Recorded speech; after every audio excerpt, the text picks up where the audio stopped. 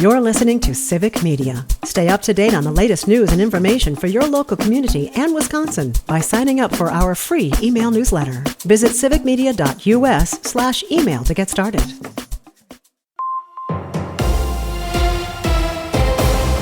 Civic Media News. I'm Terry Bell. Here's what Wisconsin needs to know. The Biden administration is announcing plans to invest almost $93 million to create jobs and reduce energy costs in rural Wisconsin. The USDA's Julie Lassa says the money will go directly to farmers, business owners, and power cooperatives. Biden was in Wisconsin last month to talk up his administration's rural energy initiatives. The Wisconsin Supreme Court is considering the governor's expansive partial veto power. The High Court heard oral arguments yesterday over Governor Evers' veto last year that increased public school spending for 400 years. Justice Jill Karofsky. This does concern me where we have a legal scholar and he's looking at all 50 states and he's saying, Wisconsin, we don't think you're doing this right. There ought to be some limitations. The court will hand down a written ruling in a few months. A new Quinnipiac poll finds Donald Trump with a slight lead in Wisconsin. 48% of likely voters support the Republican and 46% back Democrat Kamala Harris. With a margin of error of plus or minus 3 percentage points, the race is pretty much still a tie. The same poll gives Tammy Baldwin a 4-point lead over Eric Hovde. A record high number of adults with disabilities have jobs in Wisconsin, more than 178,000 as of last year. Melinda Craig is a disability employment specialist. She says workers with disabilities seem to have better luck finding jobs with small businesses. We do find that it's a little more difficult to connect with those bigger companies to encourage them to hire individuals with disabilities. October is National Disability Employment Awareness Month. The mice are so bad right now on Rock Island State Park off the tip of Door County that the remote spot is now closed to camping for the rest of the season. A massive infestation is reportedly chewing through tents, shoes, and even plastic storage bins. DNR wardens suspect mild weather last winter helped the mouse population on the island explode. Wisconsin's newest license plates are raising money for the International Crane Foundation. The plates were designed by Wisconsin artist Jay Jokum. They feature a sandhill crane and a whooping crane. The Crane Foundation gets a tax-deductible $25 gift with each new plate and annual sticker renewal. I'm Terry Bell, Civic Media News. Here's what you need to know closer to home. For WRCE News, I'm Joanne Krulotz. A bicyclist was fatally injured Tuesday night in the township of Fairfield. At approximately 5:10, the Sauk County Dispatch Center was notified of a hit-and-run crash involving an SUV and a bicyclist on Levy Road near North Hain Road.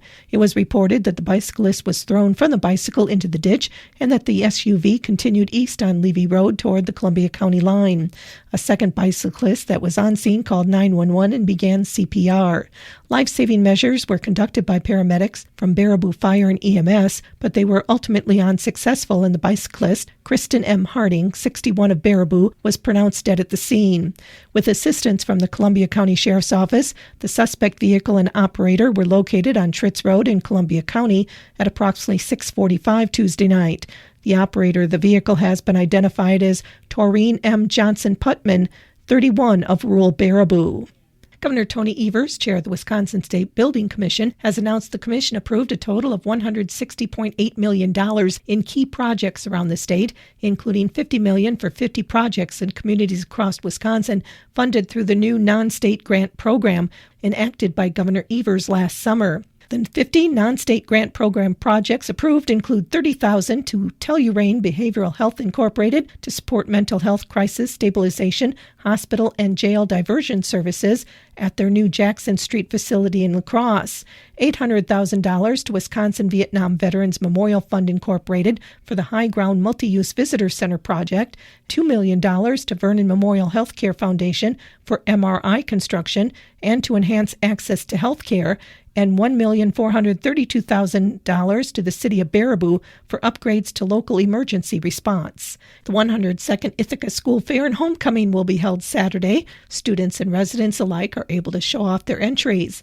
Melissa Sprecher is the agriculture education instructor and FFA advisor at the Ithaca School District. There's a few places where only the juniors, we call it the junior show, which is kids that go to school there. So 4K through high school. And that's the livestock is basically, we just have those entries. But for all the things in the gym, so everything from cooking, canning, scrapbooking, sewing, Legos, woodworking, vegetables, farm crops, all of that is open to our area too. So the people who have graduated or people from the area can enter. And we encourage that. We love to have that gym just full of things. Non-animal exhibits may be dropped off in the gym Friday from 2 to 7. Those planning to show livestock should be in place down by the old basketball court at 7:30 Saturday morning. The homecoming parade will step off Saturday morning at 10:30.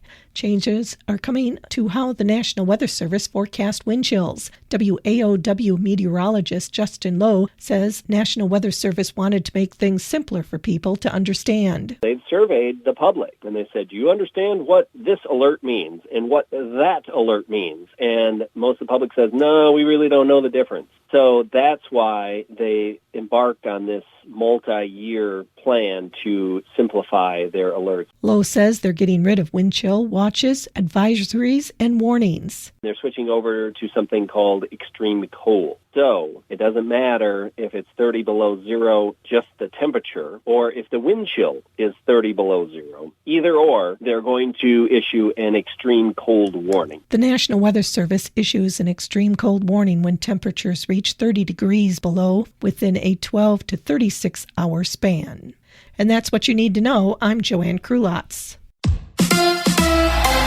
Bucks basketball tonight. Hi, I'm Mike Clemens with sports. NBA, it's the Bucks and the LA Lakers in a preseason matchup at Fiserv Forum in Milwaukee. The Bucks' new shooting guard, Gary Trent Jr., says he's okay after suffering a hyperextended elbow against Detroit. How's it going? We've been pretty good, being proactive about getting back on the floor. We had a good practice today, and our goal is to continue to keep building through the preseason. College football, the Badgers have their final practice before flying to New Jersey to take on Rutgers. Wisconsin is 3-2, Rutgers 4-1. NFL, the Packers getting ready to play the Cardinals. The only player to miss practice, defensive tackle Devontae Wyatt with an ankle injury. Back at practice, wide receiver Romeo Doubs. Matt LaFleur on having to suspend Doubs last weekend. You never want to get to that point. And that's why I think, one thing that's so important for all of us involved is you got to communicate. That's Packers head coach Matt LaFleur. With sports, I'm Mike Clemens. On your entertainment beat, I'm Pete Schwaba. There have been whispers over the years in Hollywood that Halle Berry and Billy Bob Thornton had actual sex during the filming of Monsters Ball. Berry appeared on Dax Shepard's Armchair Expert podcast to officially state that she and Thornton did not have sex during the filming, adding that Thornton was married to Angelina Jolie at the time. Billy Bob also denied rumors in 2012 on a different podcast. Berry became the first black woman to win a Best Actress Oscar for her performance in the 2001 film. Pretending to enjoy sex with Billy Bob probably really stood out. Misfit singer Chapel Roan called her high school theater teacher the B word on stage. Roan is apparently still salty that she got kicked out of the theater club in high school. Since then, her legion of social media followers came to her defense and share their own horrible relationships with high school theater teachers being mean and kicking kids out of theater programs across the globe. Look inward, Chapel and followers. Maybe you're just really bad actors. It's always fun when A-listers with good track records team up on a movie project.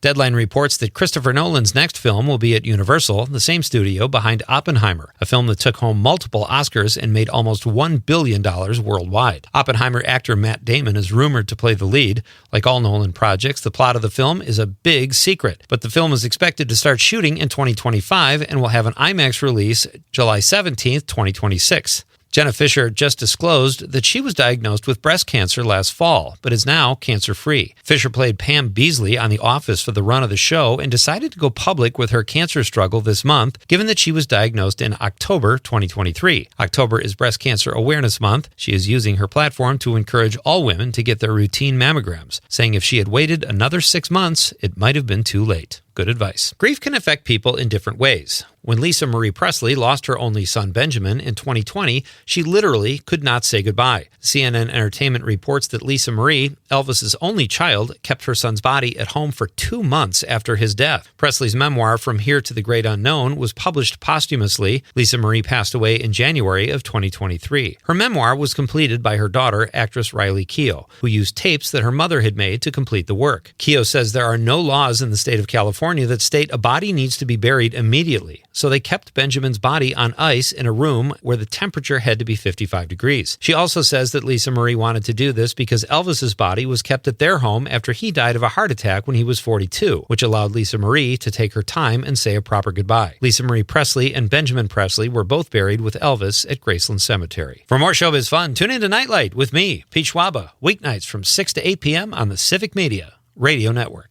Just a couple more of these warm summer-like days with highs in the 70s to 80s. After that, fall temperatures will arrive, and they're going to stick around today. Sunshine 74, 53 tonight, 81 tomorrow. Some scattered sprinkles with highs in the 60s by the weekend. I'm meteorologist Sean Cable. Outside now, it's 40.